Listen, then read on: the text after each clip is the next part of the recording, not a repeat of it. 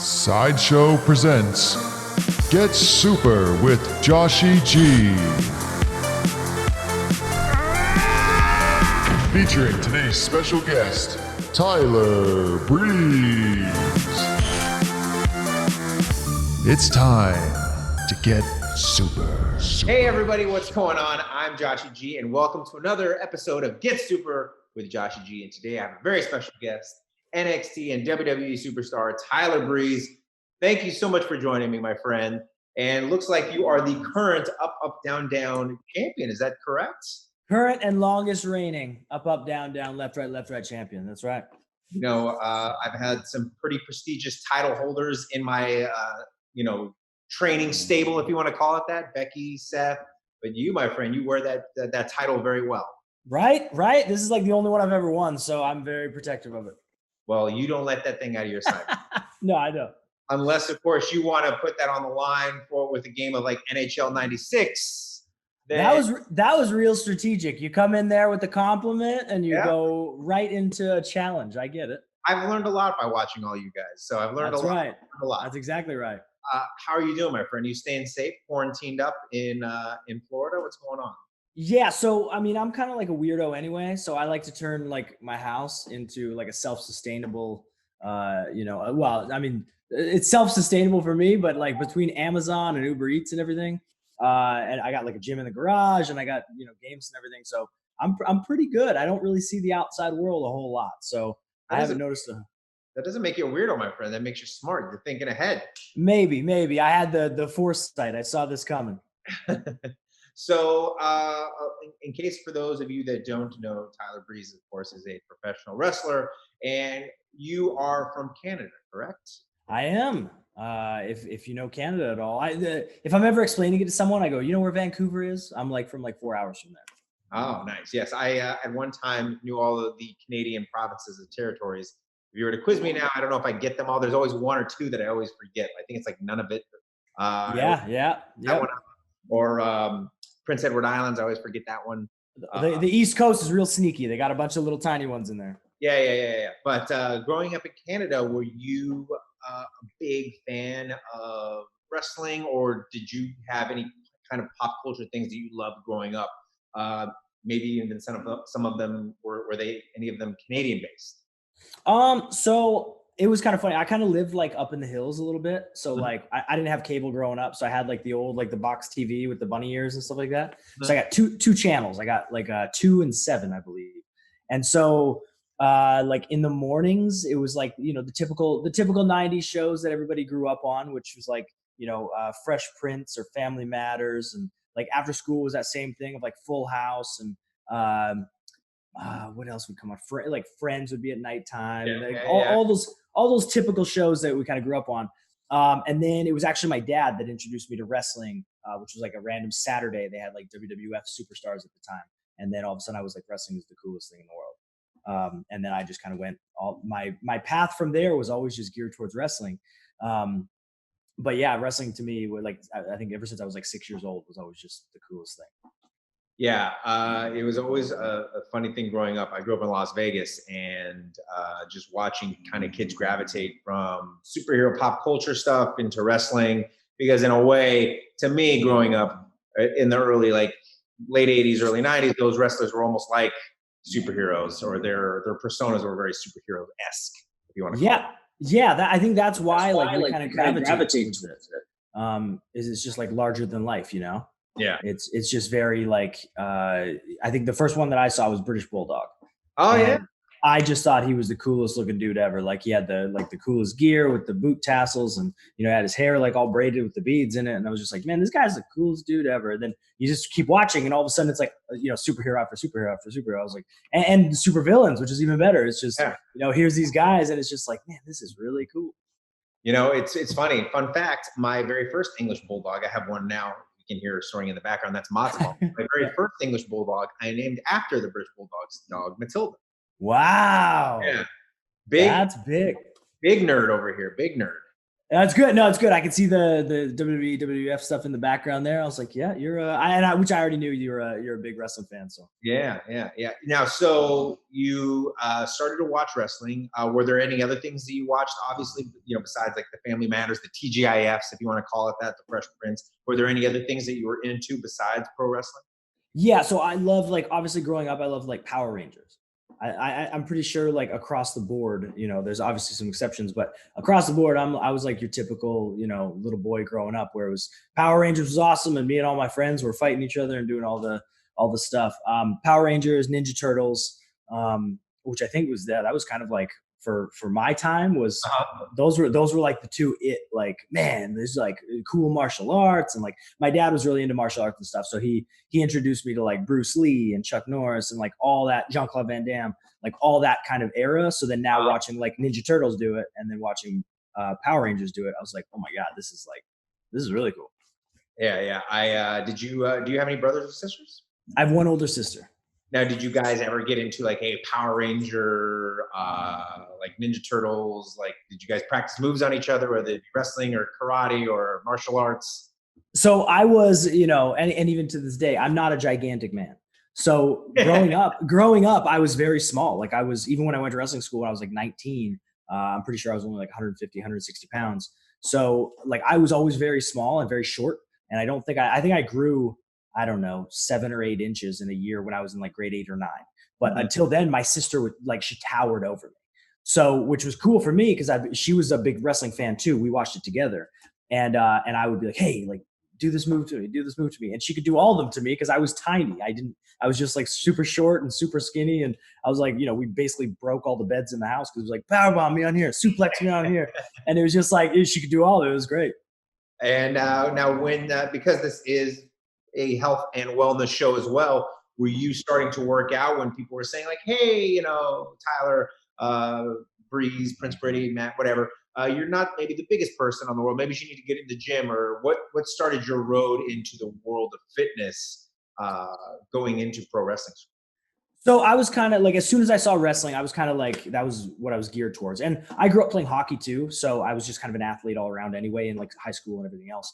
And so my dad he always had weights. Like there was always weights in the basement or in the garage or whatever it was. And so I would always see him doing some stuff. And he was very adamant that he's like, no, you're too young to start like lifting weights and stuff yet. There's like stuff you can do, but you don't need to start trying to lift weights and stuff yet. So he showed me like, there was just like I could do pull-ups and I could do push-ups and I could do like all these random little things that would still start kind of getting me in shape what I wanted to do. But at the same time, I don't need to, start bench pressing and stuff when I'm, 7 or 8 years old. So, basically he kind of, I'd watch him do some stuff and, growing up, obviously you're like, man, like my dad's cool. Look at my dad's arms. And you know what I mean? Like it's just, you just like idolize him. So, I was like, I want to start doing some stuff. And then clearly I started watching wrestling and I was like, man, I need to like do that too. And I kind of started working out from there. And it was just like learning, as most people do, of what works, what doesn't, and researching stuff. And I started just kind of looking at like, obviously Arnold, who had like, he just was crazy. And I like, what is his workouts? And if you look up anything with like bodybuilding, there's thousands of workouts out there. So it's like super easy to overwhelm yourself. But it was just kind of like, I love at a young age, for guys especially, the goals for a male like you and myself in the late 80s, early 90s are so crazy and unobtainable. Like Arnold or Stallone or He-Man or Skeletor, or Hogan or Warrior or Superman, or Batman. These guys are, or the Hulk. These guys are just so gigantically jacked with 0 ounce of body fat. And so I loved Ronnie Coleman. I thought Ronnie Coleman was the best ever. And like I was just like, how is he so big? Like, how is this a thing? So it's just like I don't know. It was just like extraordinary to me. So just as you're like, learning and eating all this random stuff, I had guys at the gym tell me like, hey man, like I got big because I ate a pizza a day and you cover it in olive oil and do all this other stuff just to get calories in, I guess. So like you'd go through these phases of like trying this crazy stuff where you're like, I don't feel good, but like this guy told me to do it and he's bigger than me, so maybe. He told me to drink a gallon of chocolate milk. Why isn't this working? So I used to have like those weight gainer shakes. And my God, the early versions are like really bad. Like they're not delicious. And like you literally have to put in like this much powder, and I'd make like blenders full, and you're just like struggling down this drink. I'm like, why am I doing this? This is horrible. So it's just speaking of something like that, our friend Cesaro, aka Big Tony, we went to the gym one time and I saw him scooping in protein, and it was protein shaker. And normally, like on the back of the bag, it says like 2 scoops. Yeah. And he's just nonstop, just going. I'm like, dude, what are you doing? And he's like, oh, I usually take 8 to 10 scoops. I'm like, are you crazy? What is wrong with you? 10 scoops. Yeah. It's like 100 grams of protein, man. I need 100 grams of protein after a workout. That's ridiculous. But hey, it works. I mean, he's shredded wheat. He's a cyborg, man. So yeah, hey, who are we to say that it doesn't work? Yeah. All right. So you got to pro wrestling school. You obviously excelled at that. You now have joined WWE World Wrestling Entertainment, and you've come up with this character, Tyler Breeze, who, by the way, I'm a huge fan of characters when they have. First of all, I'm a huge bad guy fan, as you can tell. Yeah. With the Skeletors or Megatron, pop culture, Thanos, obviously. Yep. And so when bad guy or heel wrestlers come out, I get very excited because I love that, especially your character, very narcissistic, the pretty boy, taking selfies in the crowd. How did that character come about? Because to me, when that character came out, especially in that time of like smartphones and iPhones and selfies and social media, it was the perfect mix. How did that character kind of come about? It really was. So it was, so basically I'd been like wrestling. I just liked wrestling. Like that's why I got into wrestling, was because I liked the wrestling aspect of it. So I wasn't really much of a character for the first couple of years that I was figuring stuff out. I was like, man, I'm athletic, so I can jump around and do this stuff and everything else, and I can get the athletic part of it. But I was very, very bad at the character and the personality part of it. And so basically what I was doing wasn't working. And like, I just wasn't getting very far. I was barely, like, narrowly escaping getting fired here and there. And so I just kind of went, you know what? Like, I've watched some people come in and they, for the most part, they do all right. And they're kind of like know nothings, where they're just coming from a different field and they go, oh, wrestling's easy enough, I could try it. And like, if you're a wrestler, you almost get like insulted by it. You're like, yeah, man, this is like, I've worked hard for this, and you're just coming in here doing this. I'm a football player. I think I could do this, right? Like, Exactly. So, and I'm just like, you know what? I'm going to go that way. Like, I'm going to come up with this character that basically doesn't know how to wrestle. And that was my original pitch, was that I'm just a model, and I think wrestling's cool because there's a lot of cameras, and like, that's it. I didn't want to know how to wrestle. I wanted to just somehow stumble our way through that. But that was my initial pitch. And they were like, well, you know, I don't know if you can have a character who doesn't know how to wrestle, because that might be a little difficult, but like, maybe you just limit it and do whatever. So the original character had like a mirror, like a pocket mirror, like a makeup mirror. And I got like this fancy one and everything else. And I kind of had an idea of what I wanted to wear. Like, I had this gear all made and everything else. And as I was about to like debut the character on TV, because it was kind of catching on and they liked what it was, then Triple H actually switched it. He said, hey, selfies are kind of a big deal right now. Let's get rid of the 80s mirror and switch it to a phone. And I went, oh, that's kind of cool. I'm like, sure, let's do it. So then we kind of went from there, and the tech guys were awesome, and they figured out how to like stream it up onto the Tron and everything else. But basically that was kind of my first try at being like a bad guy, and just kind of doing more. I guess the perfect example for me was, so growing up, I was never really a big Hulk Hogan fan, because Hulk Hogan was very personality based. He didn't wrestle a lot. Whereas like Bret Hart, for example, he was like the wrestler, and I loved Bret Hart. So if you compare the two, I just would gravitate towards obviously what I was interested in. And now this is my first time actually trying, you know, more of to say it, I guess, a Hulk Hogan approach, where you are very much a character and you do less wrestling, just enough wrestling in between all your character stuff. And it took a while. Like, my first couple attempts were very bad. And then I started to find the groove of like what this character was and what he would do in certain scenarios, to where before, like, if you put a microphone in front of my face, I was terrified. Like, I was like, please don't interview me ever, because I don't know. It'll be like your typical like hockey interview, where it's like, well, you know, and you know, I give 110%, and you know, we're just doing really good out there. I just couldn't do it. Great hockey interview, by the way. Oh, I love, we do it all the time. But I just couldn't do it. And then now all of a sudden I was like, you know, essentially facing a fear of, hey man, get comfortable doing this. Like, it's something that's foreign to me, and I'm trying it. And once I kind of found that groove, I was like, man, this is fun. Like, I can get interviewed. I can interview people. You can toss me in any scenario and I'm still like good to go. And then all of a sudden, like, you feel unstoppable because then now you've got the wrestling part where you need it, and you've got the personality and the character part. I'm like, man, this is exactly where I'm supposed to be. Yeah, well, again, those earlier NXT days, you did such a great job with that character. I was a huge fan. And then you were kind of thrown onto the main roster. You did pretty well. And then Fandango was brought into the mix, and you guys kind of formed this tag team called the Fashion Police, which, again, I thought was hysterical and fantastic. The fact that you guys are walking around giving people tickets because of what they're wearing.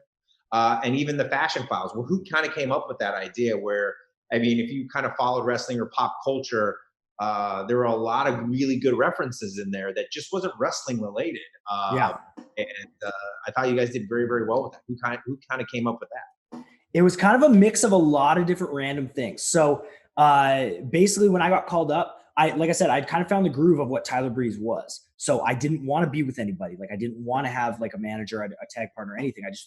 I liked what I was doing. And then when they paired me with Summer, and like, I love Summer, but I was just like, oh, like, I don't need to have a manager. I don't need to have someone with me. I don't, it messes up that dynamic of what it is. Yeah. So then we tried that and it didn't really work. And then I was kind of by myself again. They split us up. And then I think Fandango, they were saying like, hey, we're probably going to pair you two together. And again, I was like, oh, I don't want a tag partner. I don't need a tag partner, or whatever.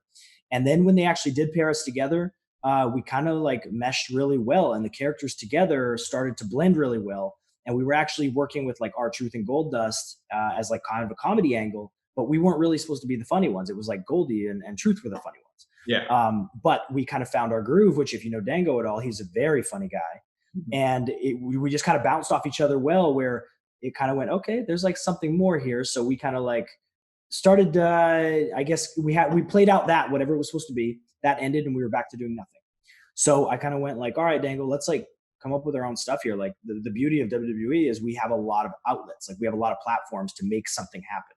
And so we just said, you know what, we have camera guys all around. We have .com, which is our website and everything else, but they have so much content you can put out. And we just made like 3 or 4 videos where I think it started out where Dango was injured or something. He was out a week. And so I was looking for him. So then naturally, to look for him, I have to, I'm investigating. So I'm dressed up like a cop. So I just ordered like a cop outfit off of Amazon, and I started we made like a little 30-second skit, and I was looking for him. Then he ends up coming. What's that? I was going to say, for those who don't know, these Fashion Files, these backstage segments were very on the vein of like Unsolved Mysteries, or like a Dateline, or an X-Files, if you will. It was just kind of these funny backstage segments where, like, Breeze was saying, he was looking for a tag team partner, or they're looking to solve a crime, this, that, and the other. And if you haven't watched them, search for them, because they are very, very, very, very funny. It was so, yeah, I think we did like 3 or 4 before we got to the Files. And the last one was kind of this good cop, bad cop thing we did with Billy Kidman. Mm-hmm. And the writers for SmackDown saw it and they went, why aren't we doing this on TV? And the next week they wrote the Fashion Files. And it was, I think the first one we did was a parody on like SVU or whatever it was. And it was just like, okay. We saw what it was and we went, this is actually like really well written. And it's just kind of one of those things where sometimes we do some things that aren't, there's not as much thought as could be put into it. We looked at this and we went, wow, this is actually like very well written. Like, this is like, it's witty and it's funny and like there's cool stuff to it. So we did our first one, we did actually in the writer's room, and they were all like, you'll never see it because they're all behind the camera, but there's all the writers, the whole staff is sitting there. And we do this little scene. And as soon as they say cut, the entire room just bursts out laughing. And we went, oh my God. And they went, that was great. And we went, yeah, I think there's something to this. And the crazy part is they immediately, like, we did the first one and there was never supposed to be another one. And they had the meeting of like, they were talking about what's going on, and they went, so how did social media do? And they said the number one thing trending for SmackDown was Fashion Files. and so they went, well, do another one, I guess. And that pattern continued for like 8 months, where it was just like, it would look like it was just ready to end at any moment, where even if you watch it, like, it's so crazy, it just goes all over the place and has no real rhyme or reason. But that's because we're literally expecting it to end the next week. And it just doesn't. It just keeps going. And there was a couple times where, and me and Dango didn't know, like, obviously we know like the X-Files one, and we know like the SVU one, we know this other stuff. But when we did the Fashion Peaks one, I knew about Twin Peaks, but I didn't know like the ins and outs. Like, it's like a cult following. So like, if you know Twin Peaks, you know like everything we're talking about. We saw this one and we literally went, I don't know if this is good or not because I've never like I don't know it. Yeah. And Dango went, well, it's a good run. And as soon as we did the first one, people who knew it, they went nuts because they knew all of the stuff. All the yeah. And it ended up being one of our biggest ones to where we did it like 3 or 4 times in a row because they were like, man, people are loving it. Like there was like little side articles and everything else about it. And I went, whoa, that's really like Twin Peaks is a big thing.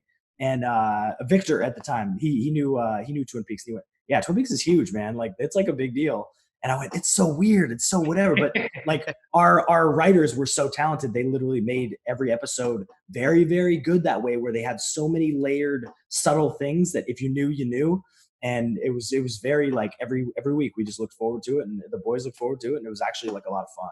It's so funny because in my head I'm picturing Twin Peaks fans that are getting so excited that there are people parodying their show, that they're tuning in to SmackDown to watch pro wrestlers kind of parody Peaks, and vice versa. Pro wrestling fans are like, what the heck are Twin Peaks? And then they go back and they watch it, whether it be a streaming service. Well, now we've moved off of the Fashion Files, and you are obviously holding a championship. You, as well as Big Tony, aka Cesaro, Xavier Woods, Adam Cole, a bunch of wrestlers are big gamers, like huge gamers, which is a world that I don't quite necessarily know. I mean, obviously I know video games and this and that, but I've seen you guys in action, and it is insane to see how much preparation that you guys do, and not just like World of Warcraft or League of Legends, but everything from like Uno. You guys are so competitive when it comes to Uno. How did that all kind of come about with the kind of creation of Up, Up, Down, Down and your part in it? Well, myself and Xavier Woods, we go back 10 years at this point. Mm-hmm. And we live together, and we've always kind of, we've been involved in wrestling together. And like I said, we live together, we played games together. We've always kind of like been a part of each other's lives and doing stuff. And he actually made the original Tyler Breeze character pitch to pitch. Like he's very, very smart. He's very, very tech savvy. He knows everything. And if he doesn't, he'll learn it. And so he learned all about video editing. He knew how to operate, like obviously all these programs and all this just like random stuff as it was coming out. And when he got the idea to start his own gaming channel, it was all him. He had nobody working with him. It was him who was filming the content, which was just him. And he would film the content, edit the content, and put it out. And he built it like from the ground up. He was the very first person doing all this stuff, and the amount of work and carrying all of your computers and all the cords and your laptops and your cameras and your webcams and all this other stuff. He carried that all around the world with him as he's filming this stuff. And finally it started gaining traction and more traction, and people wanted to be a part of it. And I was a part of it, and other people were a part of it. And now all of a sudden he built this traction to where, hey, you got somebody working with you so that you can focus on the gaming content as opposed to the editing content. Yeah. And now all of a sudden it's like any business where it slowly goes. Now there's people who are more interested. Now you've got a team of 4 or 5 people working with you. And now it's built into this. I always bug them all the time. I said, you built an empire, man. Like you literally have built this empire with over 2 million plus subscribers. Correct, right? 2 million subscribers on YouTube, man, to where, we have a title that we defend, and like there's sponsorships and there's all this crazy stuff that now it's just expanding. And that 100% of the credit goes to Woods on that, because he put in all the legwork, and now he has he's very adamant on surrounding himself with good people. Yeah. And he surrounds himself with one of the best teams that I've ever worked with in terms of like editing, in terms of being on the ball and just being easy to work with. And there's anytime you like, I've just stopped saying, because now, obviously being with WWE, we have to go through a certain protocol of, hey, we want you for this shoot or whatever. Is that okay? And I just said, don't even ask me anymore. Like if it's up, up, down, down, it's yes every single time. Yeah. And that's just, it's such a pleasure to work with those guys, man. Now, what is your favorite game to compete on Up, Up, Down, Down? Is it Uno? I've seen a bunch of great episodes with you, and obviously Cesaro with Uno. But what is your favorite one to compete with? So this is kind of the crazy part. We've started to learn that it's not even really about the games at all. It's just about the interaction that people like. Yeah. So like we've done stuff, and obviously Cesaro, who's he's just a freak when it comes to anything. Like if he doesn't know how to do it, you give him a couple days and he will research it and master it, and he will just destroy you at it. So like we'll do stuff like axe throwing, and like I remember that was in LA. Yes, and he starts to lose a little bit, And all of a sudden he kicks in this like cyborg mode where he gets dialed in and he needs to destroy you and your life. That's it. Yeah.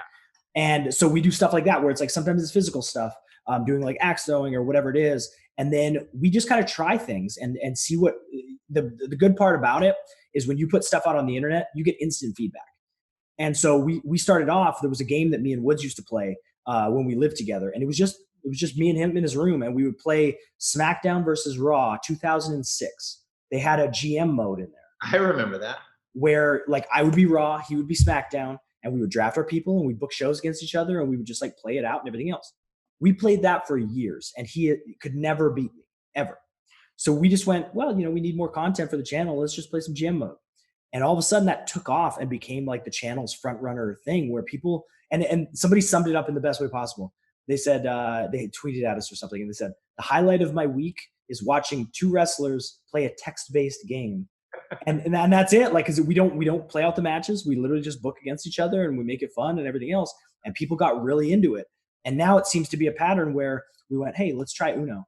And we got, Cole and Cesaro with us who are, hell of a guys too, which we work with all the people who they're fun. And you just kind of gravitate towards that type of energy.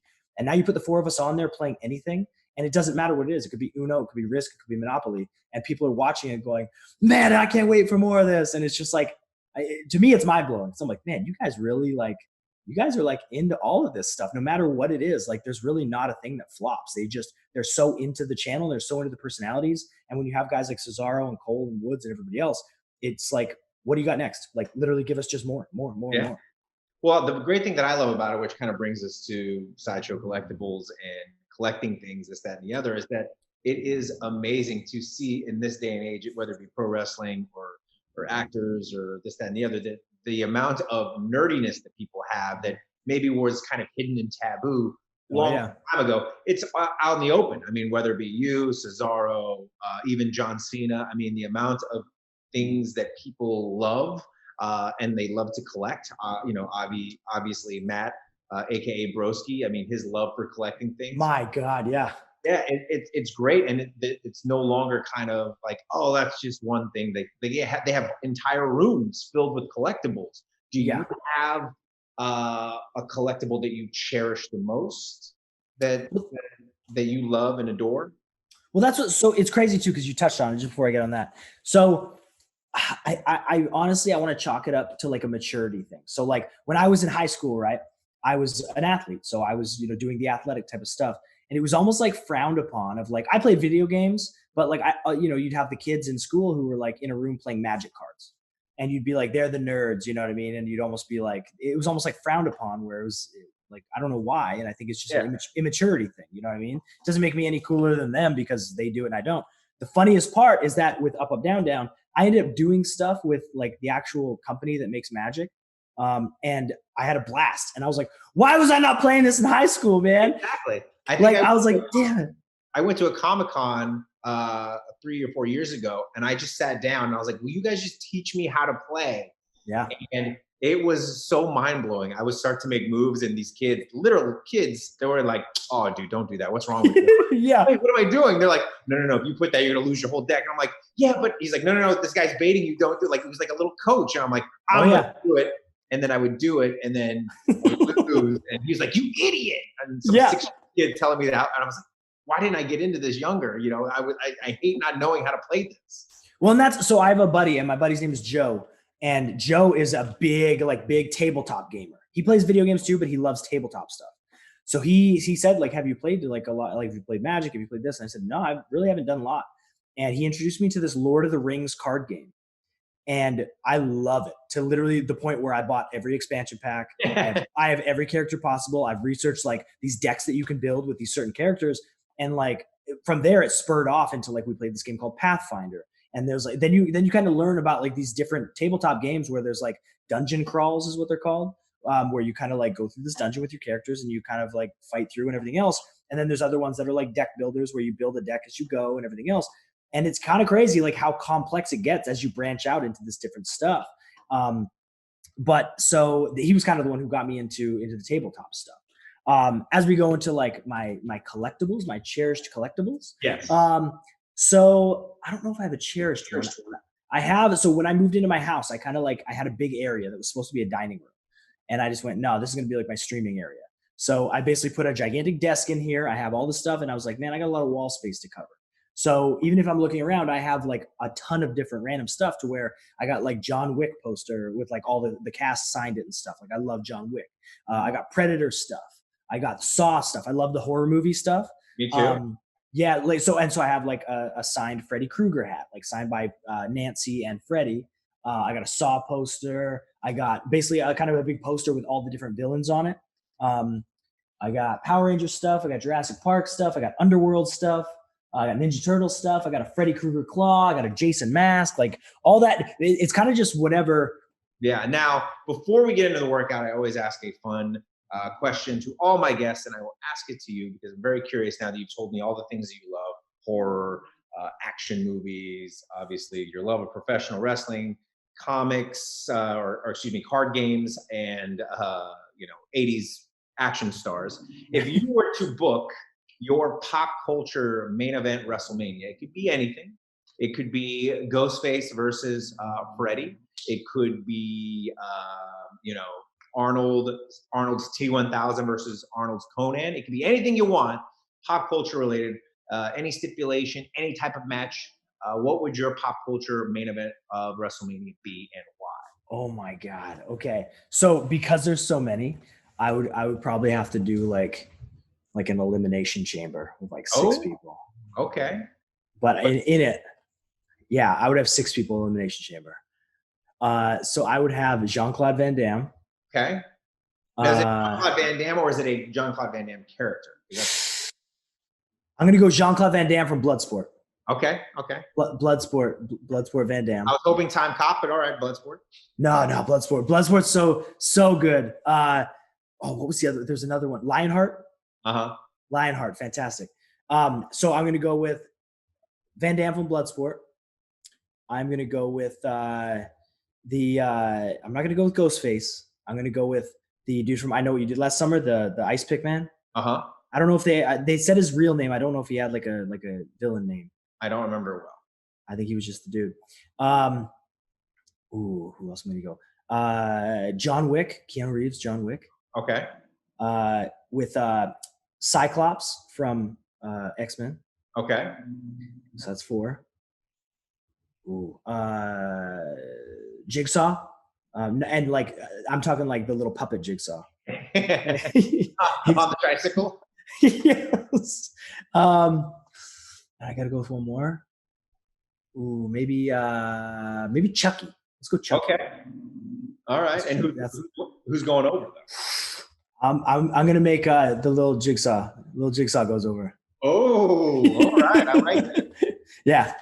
It's funny. I'm also a big horror fan, and at a gym that I used to work at maybe 2 years ago, I would make fun Halloween themed workouts, and one of them was Saw related, where I made a video of me as Jigsaw, and the whole goal of the workout was they had to choose their own fate. Oh, both workouts were awful, but one, they had to decide. So it's just like Saw. I was like, hey, you're either going to do, 1,000 burpees or you're going to do 1,000 thrusters. Both of them suck, but which one is it going to be? And it was great.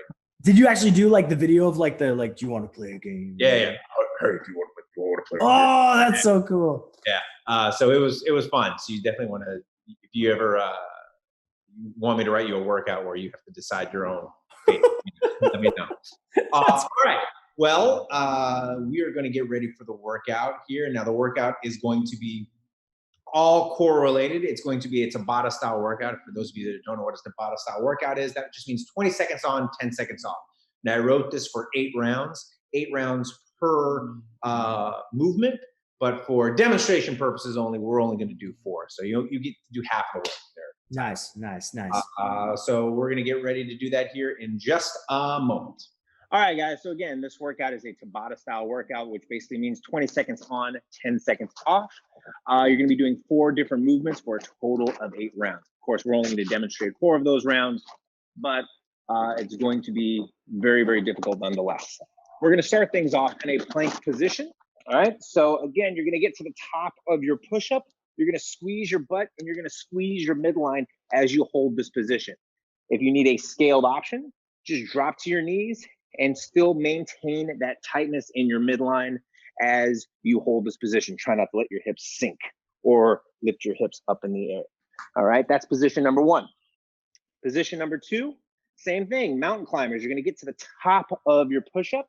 You're gonna bring your right knee to your right elbow. You're gonna switch it up with your left knee to your left elbow. And again, you're gonna do this as many times as you can for 20 seconds. A scaled option, you can still maintain that tightness in your knee or on your knees, excuse me, and you're just gonna alternate. So staying on your knees would probably be the beginner version. Up to the top of your push-up will be your more advanced or intermediate. The third movement, still at the top of that push-up, you're gonna lower yourself down to your elbows or your forearms, and then you're gonna get yourself right back up. That is one. That is two. You're gonna do that as many times as you can in that 20 seconds, allowing 10 seconds rest. And again, a scale version would be just dropping down to your knees and performing those movements as well. The last and final movement in this Tyler Breeze Tabata workout is you're going to get into your hollow position. All that means is you're going to shorten that rib cage, drive your lower back into the ground, and you're gonna kick your feet up in the air like you are swimming in a pool. These are called flutter kicks. And you're gonna do that as many times as you can for 20 seconds, allowing 10 seconds rest. If you need a scaled version, you obviously can just lift your shoulders up. You don't have to get into that deep hollow position. But again, you're just kicking those feet in the air so slightly for 20 seconds, 10 seconds rest. Tyler, you ready, my friend? I think so. All right, buddy. That's as ready as I'm gonna be. You and me both. Just the demonstration alone got me all winded. All right, here we go. Our first one in 3, 2, 1, go. So we're just holding plank for 20 seconds.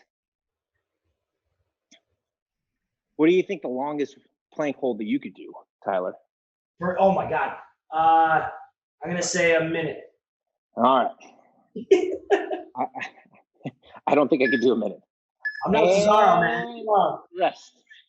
All right, we get 10 seconds rest. We got built-in rest. We're good. All right, the next movement is mountain climbers. 3, 2, 1, and go. Climbing up that Swiss mountain. Why does it have to be Swiss? Yeah, we're talking about Cesaro. So. Rocky. I'm going Rocky Mountains. Oh, there you go.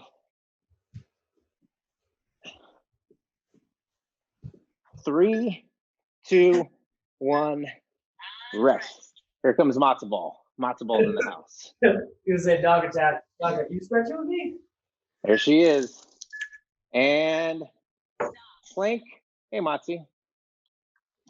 To forearms and back to plank. Is gonna help me? Matzo Ball is quite the character. My sister used to have a bulldog. Great. And rest. All right, I'll move you out of the way. Good job. We're almost done with round one. Nice. 3, 2, 1, and flirt kicks. This is how you get those Tyler Breeze abs for the selfies. 10 seconds.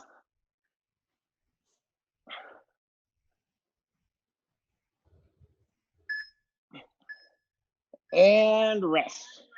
All right, one round down. 3 to go. 3 more. On the plank. 3 more rounds. And up. Holding that plank.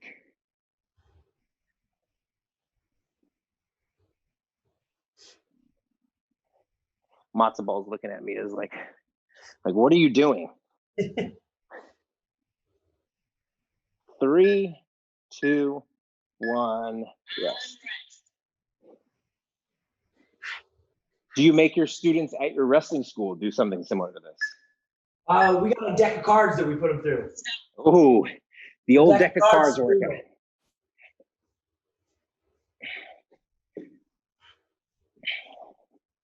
For those of you that don't know, deck of cards is a terrible workout.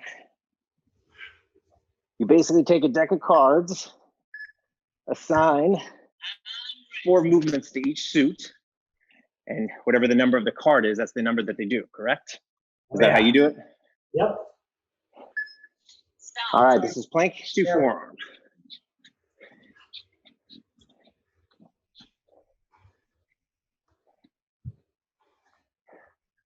Ten seconds.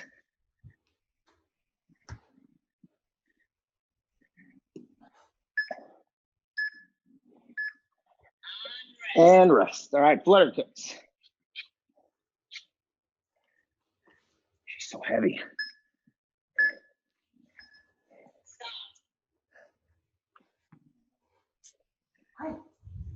Hi, Matzo Ball. just watching me flutter kick. These are the fun dog ones.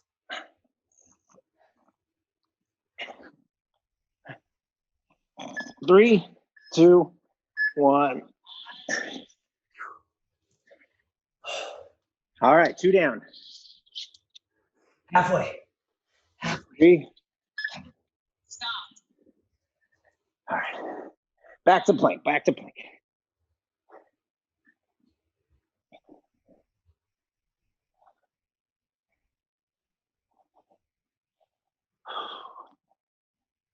Three, 2, 1. Rest.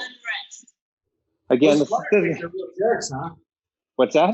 Those flutter kicks are real jerks. They're real jerks.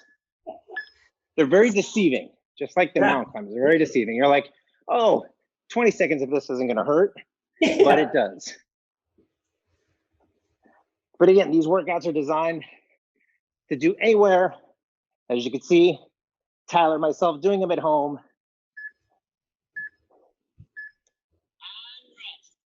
So take you about, a little over 10 minutes if you did the whole thing. And you'll be thankful that it's only that long and not any longer. I think I skipped one. We missed a plank to elbow. Plank to elbow.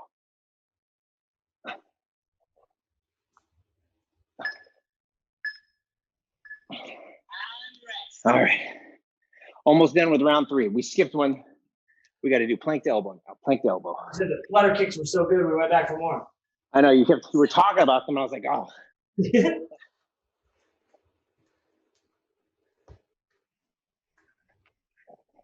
Again, 20 seconds of work, 10 seconds of rest. It's all you need.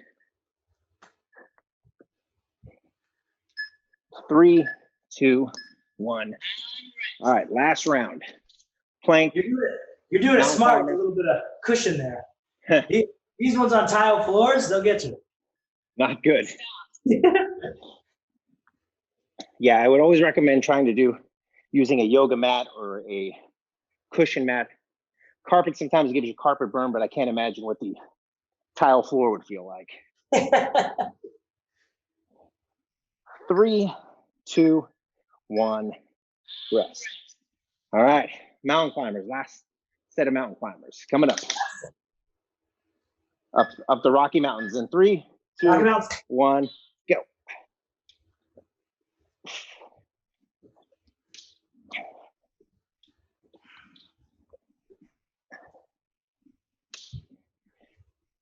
You gonna help me? 5 seconds.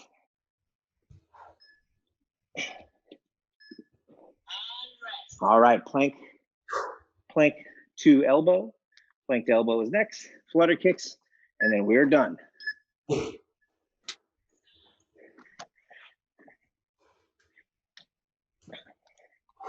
Now, again, these workouts are scalable. You can obviously drop to your knees to do them. You can go as fast as you want.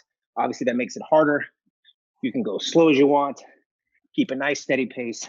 But the goal is to not stop in that 20 seconds. All right, last movement. Last one. Last one, and then we are good for the day. Here we go. 3, 2, 1, go. Tiki, come here, buddy. 10 seconds remaining. Come say hi. 5, 4, 3, 2, 1. And we're done. Whew. Hey, we did it. Thanks, guys. We're back. We're back. All right. Well, there you have it. A little Tyler Breeze Tabata. 20 seconds of work, 10 seconds of rest, 4 movements. We did 4 rounds, which was probably good enough. We want you guys to try to do 8. Let us know how you did in the comments section below. Sorry, a little winded after the workout. That makes me feel better. That makes me feel better. Yeah. It was a lot of core. A lot of core. Shouldn't have ate all that pizza last night. But Woo! you gotta live a little. Gotta live. Dude, thank you so much for joining us. You have been an awesome guest. Follow Tyler Breeze on Instagram, on Twitter. Subscribe to Up, Up, Down, Down. Great channel. If you love video games, if you love pop culture, these guys are doing it all. And you have a pro wrestling school. We mentioned that a little bit earlier in the workout. You want to tell us a little bit about that? That's right. So we have a wrestling school. It's called Flatbacks Wrestling School, flatbackswrestlingschool.com. You can get all the information on there. We got upcoming classes. Basically, if you want to learn to do what we do from us, the first time, and this is a beginner class, this is literally start to finish, 8-week course, where if you want to learn how to do what we do safely and properly, you learn from us. The first time you do anything or get anything done to you is from either myself or Sean Spears, my partner, and that's kind of the best way to do it. You know what I mean? So if you're interested, flatbackswrestlingschool.com. Well, I'm signing up the entire Sideshow staff. like Jeff May, Jeff Dean, Chris, everybody. Kristen, we're all getting signed up. We're all going to come in there. We're going to be a giant stable, if you will. Come on in. The Sideshow crew coming in NWO style and just taking over. I like that. I like that a lot. Well, thanks a lot, man. I appreciate it. And like always, make sure you guys stay home, stay in state, stay in Sideshow. But most importantly, don't forget to let your geek side show. See ya. Hey, did you like that video? Be sure to subscribe by clicking the S icon on your screen and click that bell icon to be notified whenever a new video is posted. Thanks for watching, and don't forget to let your geek side show.